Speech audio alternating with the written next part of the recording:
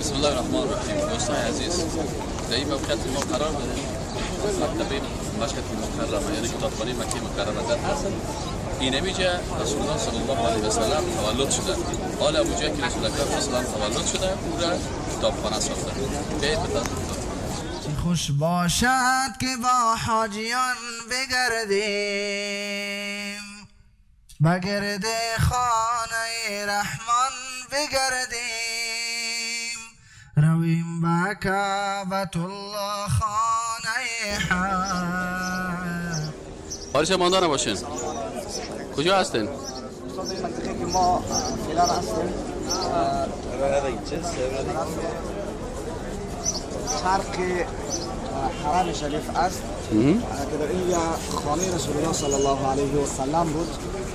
آل فعلا در طول تاریخ از خانه رسول الله جایی که پیامبر صلی الله علیه و سلم تولد شده بود، آل مکتبه یا کتابخانه ساختن و از خانه رسول الله هم کتابخانه ساختن که مسلمانان دنیا به خاطر مطالعه و در زمین در مقابل شما می‌بینید اینجا چی گفتن؟ نکته خواندن یا دعای مخصوص کردن در اینجا شرعاً جایز نیست. بعضی دوستایی که مثلا شما اونجا ببینین برادرها یا خواهرایی که چیز مثلا دیوار پنجره و اینا رو ماش میکنن یا مثلا دعا میکنن، چیز از نگاه شرعی چون دعا عبادت است و عبادت باید منصوص باشه یا از پیامبر صلی الله علیه و سلم نقل شده باشه. پیامبر صلی الله علیه و سلم یا صحابه کرام اینجا دعای نکردن و دعای نخوندن، برای در ما هم لازم نیست ما بیایم یا دعا بخونیم یا مثلا پنجره چیز ماچ بکنیم. خب در مقابل اونجا که مردم مثلا اون قسمتی که مردم میبینن داخل میشن ما برای تشنابا است. تشنابا مردم به خاطر رفع حاجت و به خاطر وضو غسل میرن. در سابق در عصر پیامبر زندگی می‌کرد اونجا خانه ابوجهل بود، چون الله سبحانه و تعالی همونطور که برای خودش ذلت نصیب کرده بود خانه هم شما می‌بینید که به شکل تشناب یا تشناب ازش استفاده میشه. خب اگر اینجا رو ببینیم در بین خانه رسول الله صلی الله علیه و در بین حرم شریف خانه ابوجهل است، به معنای از این است که ولو که آدم در بین خانه پیغمبر و در بین حرم شریف هم باشه ولی ایمان نداشته باشه به نفعش نیست. به نفع نیست، چون شما اگر مثلا نزدیک بودن به حرم حجت میشد از خانه پیغمبر صلی الله علیه و خانه ابوجهل به حرم نزدیکتر است و تقریبا در دیوارش حرم چسبیده. دیگه از خاطر چون کلمه نخوان ولو که مثلا قریشی بود یا قاقای پیامبر صلی الله علیه و سلم بود، از دنیا به ایمان رفت و خانهش چیز فایده برش نرساند. تشکر قاری صاحب، زنده باشین. سلام علیکم. و علیکم السلام. چی خوش باشد که با حاجیان بگردیم، بگرد خانه رحمان بگردیم، رویم با کعبت الله خانه حق، با ذکر و طاعت قرآن بگردیم. چی خوش باشد. آقای صاحبای محترم، السلام علیکم و رحمت الله و برکاته. آقای صاحبای محترم، امروز روز حرکت است که ما و شما بخیر از مکه مکرمه به طرف مدینه منوره حرکت میکنیم و ما و شما قبلا گفته بودیم که یکی از واجبات حج طواف وداع هست. امروز شما برای 2 ساعت وقت دارین که به حرم شریف برین و اونجا آخری طواف که طواف وداع هست ایره انجام بدین. آخرین طواف میکنین و پس میین به طرف هتل و وقتی که به طرف هتل آمدین وسایل و سامانهایتان کلش جمع میکنین در منزل پایان منتظر میباشین. 2 ساعت بعد از امیال ما به خیر حرکت میکنیم به طرف کجا؟ به طرف مدینه منوره. حاجی صاحبای محترم، این هم متوجه باشین که وقتی که طواف وداع صورت گرفت حاجی حجش خلاص شد، مراسم خلاص شد، فرایض، واجبات، سنت ها، مستحبات، کل چیز حج خلاص شد و رفتن به مدینه منوره شامل مراسم حج نیست. او تنها رفتن به مدینه منوره به نیتی که ما بریم در مسجد نبوی نماز بخوانیم و بریم در مسجد قبا نماز بخوانیم و بالاخره بعضی جاها را زیارت بکنیم، به نیت نماز خواندن در مسجد نبوی این نیت می داشته باشیم و حرکت میکنیم. لکن حج ما و شما مراسمش خلاص شده و اگر کدام حاجی صاحبی که مشکل داره و به مدینه منوره رفتن نمیتونه، مستقیما میره به طرف جده و پس به وطن خود باز میگرده. حج از این درست است و رفتن به مدینه منوره این جزء مراسم حج نیست، بلکه با طواف وداع مراسم حج ختم میشه و حاجی صاحب حاجی میشه و به خیر حرکت میکنیم به طرف مدینه منوره. حاجی صاحب محترم کوشش کنید که چیزتان نمانه و ان شاء الله تعالی 2 ساعت بعد ما شما از داخل هتل به خیر حرکت میکنیم در موترا و میریم به طرف مدینه منوره. چه خوش باشد که با حاجیان بگردیم، بگرد خانه رحمان بگردیم، رویم به کعبة الله خانه حق، ایاد و طاعت قرآن بگردیم. چه خوش باشد طواف کنان به کعبه، با دو چشم پر از گریان بگردیم. چه خوش باشد. حاجی صاحبای محترم، حال فعلا لطفاً در موترا بالا شوین، منظم در موترا بالا شوین و ما و شما حرکت میکنیم به طرف مدینه منوره. کوشش بکنین که سامانهایتان نمونده باشه. ان شاء الله تعالی بعد از 10 دقیقه سرویس های ما حرکت میکنه به طرف مدینه منوره که حاجی صاحبا متوجه باشین که کسی در پایان نمونده باشه و اگر کدام مشکلی داشته باشن در اتاق جای معلومات بیاین و مشکل خود بگوین. بغیر از او تمام وسایلتان پایان بکنین و 10 دقیقه بعد بخیر حرکت است. حاجی صاحبای محترم لطفاً فرصت برای حاجیای ریش سفید و بی حاجی بدین که در اول در موترا بالا شوند و موترا منظم کلش است، هیچ کس نمیمانه، برای کلگی سیت گرفته شده است. ان شاء الله تعالی بعد از 10 دقیقه حرکت است که ما و شما میریم به طرف مدینه منوره. حاجی صاحبای محترم، چون حرکت ما و شما به طرف مدینه منوره هست، خوب است که بعضی از احکام مدینه منوره را خدمت شما تقدیم بکنم. مدینه منوره و طیبه شهر رسول اکرم صلی الله علیه و سلم محل نزول وحی و جایی است که جبریل امین علیه السلام خدمت رسول اکرم صلی الله علیه و سلم فرود می آمد. مدینه مرکز ایمان و شهر ملاقات و زندگی مهاجرین و انصار است. شهر کسانی که مدینه و ایمان را برگزیدند و بر همه چیز ترجیح دادند. مدینه منوره اولین پایتخت مسلمانان است که پرچم جهاد فی سبیل الله از آن افراشته شد و کاروانهای حق برای نجات بشریت از تاریکی های ضلالت و گمراهی و هدایت آنان به نور حق رهسپار گردید. از همین مدینه منوره بود که نور حق درخشیدن گرفت و جهان را با شعاع هدایت و ایمان روشن نمود. مدینه منوره شهر هجرت مصطفی صلی الله علیه و سلم است. ایشان برای هجرتشان مدینه را انتخاب کردند و تا آخرین رمق حیات در همین شهر مقدس زندگی نمودند و نهایتاً در همین شهر جان به جان آفرین سپردند و در همین شهر دفن شدند و از این شهر برانگیخته خواهند شد.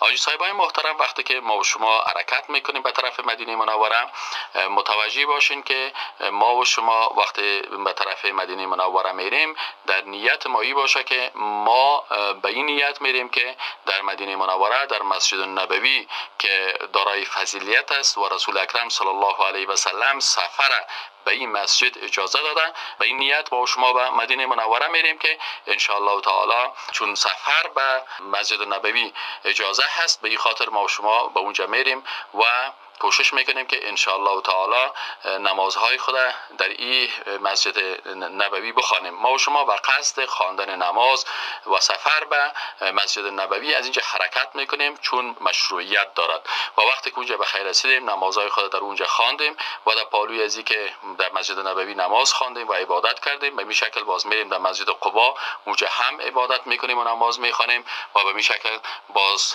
میریم به زیارت روضه رسول اکرم صلی الله علیه و سلم و زیارت مثلا بقیع و اونجا هم به اون شکل اعمال را انجام میدیم که رسول اکرم صلی الله علیه و سلم اجازه داده و صحابه کرام او را انجام دادن.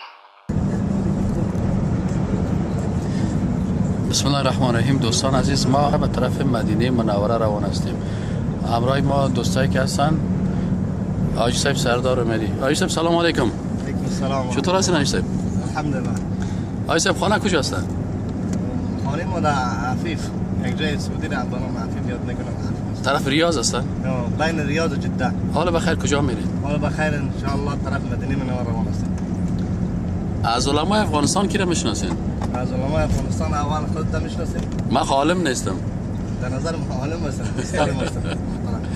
خب دوم مولوی صاحب متوکل میشناسید که امرای ماست. خب استاد حالا چه متوکل؟ خب مرچ افغانی. مرچ افغانی نیست که ما در لغت عربی حلاوه میگیم، حلاوه افغانی یعنی عسل افغانی. شیرین. بیری افغانی. چی بگم دیگه؟ چاکلت مینو. این از اگر خنده مولوی متوکل از نه کسر نمیشه. حالا ببینید چه کنه بود سیدی خود قاری باشه. خب دیگه کی همراهتان خواهید؟ دیگه امرای ما قاری صاحب خالد است. قاری خالد است. دیگه قاری طاهر است. قاری طاهر است. دیگه زبیر جان است. زبیر جان است. دیگه عتیق الله است. دیگه قاری صاحب عتیق الله است. قاری صاحب عتیق الله. قاری صاحب عتیق الله مانده نباشین. انت تسكن في وين؟ في جدة. في جدة نعم. ما شاء الله. ارفع صوتك يا شيخ. حال بخیر کجا میرین؟ حال بخیر میریم مدینه منوره. ان شاء الله. نماز میخونیم، زیارت رسول الله صلی الله علیه و سلم میریم. با نیت نماز خواندن در مسجد. با نیت نماز خواندن در مسجد نبوی. ان شاء الله تعالی.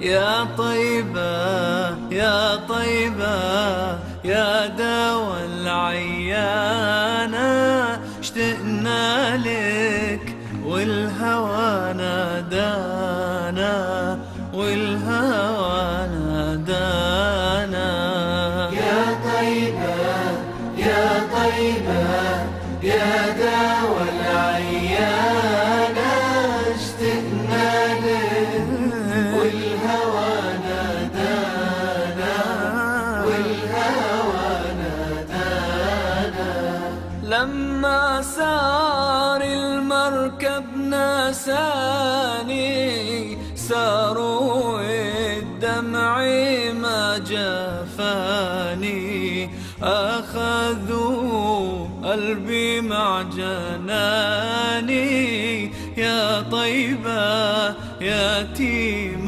الولهانا يتيم الولهانا يا طيبة يا طيبة يا دوا العيانة اشتقنا لك والهوى نادانا والهوى نادانا قبلتي بيت الله صابر علاني يوما لك زائر يا ترى هل تراني ناظر للكعبة وتغمرني بأمانة تغمرني بأمانة يا طيبة يا طيبة يا طيبة يا دوا العيانة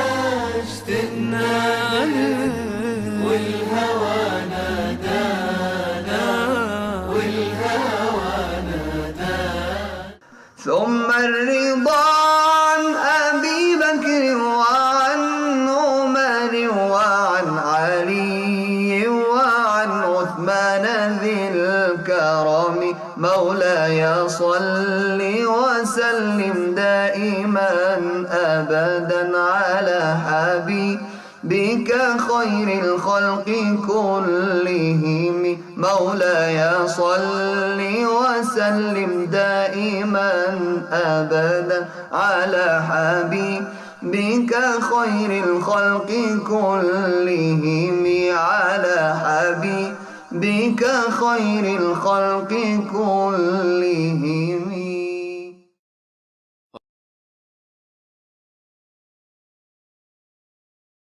عزیز قیمت اکرام قرار داریم که بقیه مرقد است و در اینجا بسیاری از صحابه کرام دفن هستند و نو مسلمانانی که در اینجا میاین بسیاریشان متاثر میشن از دیدن قبر صحابه کرام و میگن که این صحابه مبارکی که دنیا را نقشش تغییر دادن، خودشان در اموت به شکل متواضع در اموت یک جای خفتن که به نام بقیع مرقد یاد میشه. حاجی صاحبای محترم، این منطقه که حالا فعلا ما قرار داریم این بقیع الغرقد است و بقیع این نام از این منطقه هست و غرقد به خاطر از این میگن که غرقد یک قسم موجودیت یک نبات است که او را به نام غرقد میگفتن، این در اموجه هست، از این خاطر ای به نام بقیع الغرقد شهرت پیدا کرده. کدام درخت است یا کدام نباتی هست که او را به نام غرقد میگن، از این خاطر ای را بقیع الغرقد میگن. و ای که بعضی کسایی را جنت البقیع میگه درست نیست، به خاطر از اینکه در اینجا هم صحابه کرام دفن هستند و هم کسای دیگه هم که حال فعلا هم تا کنون بعضی کسا دفن میشن دیگه. نظر با آیت شریفی ولا تزکوا انفسکم هو اعلم بمن اتقی، شما نفسایتان تزکیه نکنین، الله میفهمه که کی با تقوا هست. به این خاطر فقط ما شما اینه به نام بقیع الغرقد میگیم، همین قسم که هست. و بقیع الغرقد که است در شرق مسجد نبوی قرار داره و در مورد بقیع احادیث آمده که صحیح ترین از احادیث حدیث صحیح مسلم است که عایشه رضی الله عنها میگه که ان جبریل اتى النبی صلی الله علیه و سلم، میگه جبریل امین پیش رسول اکرم صلی الله علیه و آمد، فقال ان ربك یأمرك ان تأتی اهل بقیع الغرقد فتستغفر لهم، گفت پروردگار تو امر میکنه که به اهل بقیع الغرقد بی و برشان طلب مغفرت بکنی. و رسول اکرم صلی الله علیه و سلم به بقیع غرقد می رفتن و بر از اونا طلب مغفرت می خواستن. و حدیث دیگه که این هم حدیث صحیح مسلم است که عایشه رضی الله عنها میگه که کان رسول الله صلی الله علیه و سلم کلما کان لیلتها من رسول الله صلی الله علیه و سلم، میگه هر شبی که نوبت از اینا می بود یخرج من آخر اللیل الی البقیع، میگه رسول اکرم صلی الله علیه و سلم در آخر شب به بقیع می رفتن. فیقول میگفتن السلام علیکم دار قوم مؤمنین، سلام بر شما ای مردمای مؤمن، و آتاکم ما توعدون غدا مؤجلون و انا ان شاء الله بكم لاحقون، الله مغفر لاهل بقیع الغرقد. این حدیث صحیح مسلم است دیگه. به این خاطر اینمی شکل مصنوعه ازی هست که مسلمان ها در اینجا وقت میرن اینمی قسم سلام بتن و مطابقی که به طریق رسول اکرم صلی الله علیه و سلم.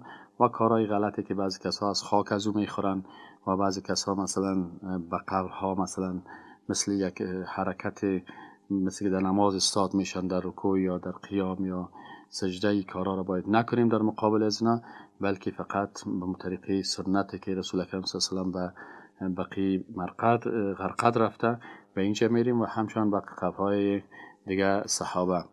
و در کتاب هدایت سالک آمده است که در بقیع قبور و اجلت الصحابه و التابعین و من بعدهم، گفته که از بسیار صحابه جل قدر و از تابعین قبرهایشان در اینجا هست که این قبرها مثلا از جمله از اونها عثمان ابن عفان رضی الله تعالی عنه، عباس ابن عبدالمطلب رضی الله تعالی عنهما، و قبر حسن ابن علی رضی الله تعالی عنهما، و قبر زین العابدین و بعضی از اهل بیت اینجا دفن هستند، و همچنان قبر صفیه عمه رسول اکرم صلی الله علیه و سلم، و قبر ابراهیم پسر رسول الله صلی الله علیه و سلم، پسر کوچکشان که وفات کرده بودند، در پالوی قبر عثمان ابن مظعون و در پالویش عبدالرحمن ابن عوف رضی الله عنهما.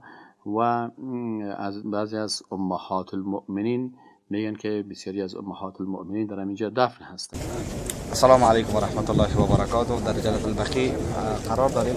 شما اینجا میبینید که اکثرا قبرهایی که وجود داره که قبرهای صحابه کرام است و دیگه قبرهای مثلا دیگه علما و بزرگای که در وقت پیامبر صلی الله یا بعد از پیامبر صلی الله علیه و سلم وفات کرده، ولی شما میبینید که سر هیچ قبر گنبد یا بیرق یا مثلا سمت کردگی چیزی وجود نداره. این به این معنی است که اصل دین اینمی است که وقتی که یک مسلمان وفات میکنه به این قسم قبرش باید هموار باشه. و شما اینا ان شاء الله بعدا خود دیدن قبر عثمان رضی الله عنه و صحابه دیگر که پیامبر صلی الله علیه و سلم در عصر صحابه کرام تو کدام گنبد چیزی برش جور نشده. ولی من نمیفهم که چرا در افغانستان ما همین مرده ها یا کسایی که فوت میکنن چقدر عزت پیدا میکنن، سر از او گنبد جور میکنن و بیرق استفاده میکنن و یا مثلا مردم اونجا میره به خاطر طلب حاجت. به هر صورت و شما میبینید در مقایسه با زیارت های افغانستان حالی هم بعد از این کلیپ ان شاء الله براتون کلیپ زیارت های افغانستان نشان خواهد قبرستان حالا. السلام علیکم و رحمت الله.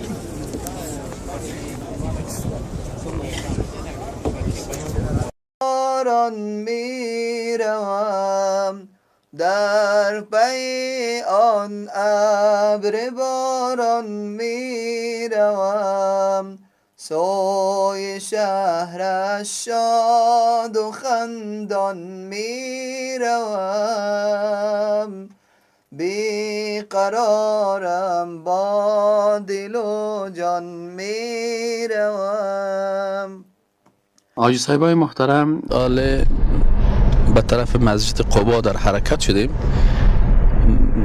مسجد قبا اولین مسجد است که رسول اکرم صلی الله علیه و سلم بعد از رسیدن به مدینه منوره در اینجا جای گرفتن و این مسجد مسلمان ها ساختن.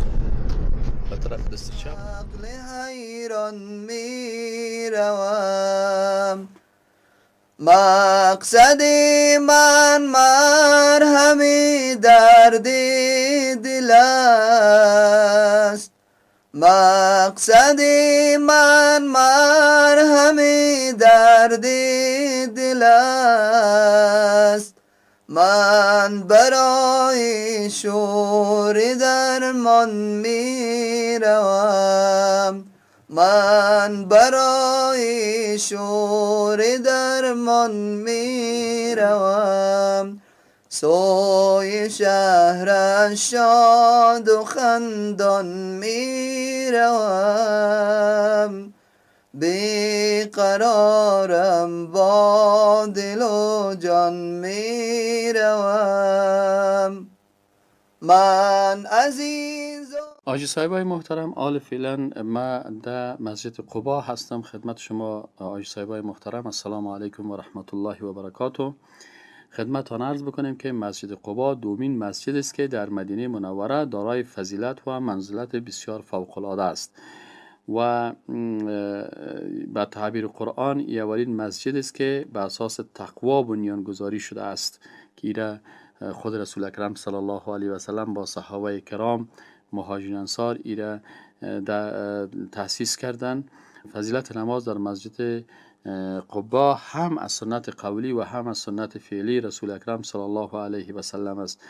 درباره از این حدیث عبدالله ابن عمر رضی الله تعالی عنهما روایت میکنم، میگه که کان النبی صلی الله علیه و سلم، میگه رسول اکرم صلی الله علیه و سلم یأتی مسجد قبا، اینا در مسجد قبا می آمدن کل سبت، هر روز شنبه ماشین یا سوار می بودن، ماشین به قدم خود می بودن، پای پیاده و راکبن یا سواره، فیصلی فیه رکعتین، در اینجا 2 رکعت نماز می خواندن.